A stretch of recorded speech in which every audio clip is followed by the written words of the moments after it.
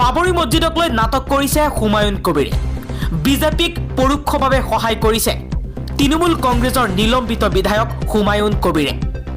বাবৰি মছজিদ নিৰ্মাণ কৰি মুছলমানক বিজেপিৰ ফালে লৈ যাবলৈ চেষ্টা কৰিছে হুমায়ুন কবিৰে। পশ্চিমবংগৰ মুৰ্ছিদাবাদৰ বাবৰি মছজিদক লৈ সমগ্ৰ দেশ উত্তাল হৈ আছে।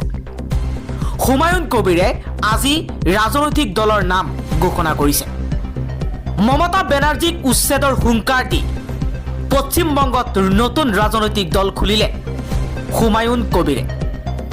দলৰ নাম দিছে জনতা উন্নয়ন পাৰ্টি। তৃণমূল কংগ্ৰেছৰ নিলম্বিত বিধায়ক হুমায়ুন কবিৰে কৈছে যে বিজেপিয়ে চৰকাৰ গঠন কৰক, আপত্তি নাই, কিন্তু মমতা বেনাৰ্জীক পশ্চিমবংগৰ ৰাজনীতিৰ পৰা শেষ কৰাই মোৰ আসল লক্ষ্য। কিন্তু আমি চ্যালেঞ্জ করছি, আমি বেঁচে থাকলে মমতা বন্দ্যোপাধ্যায় জোড়া ফুলের জিরো করব, জিরো করব, জিরো করব।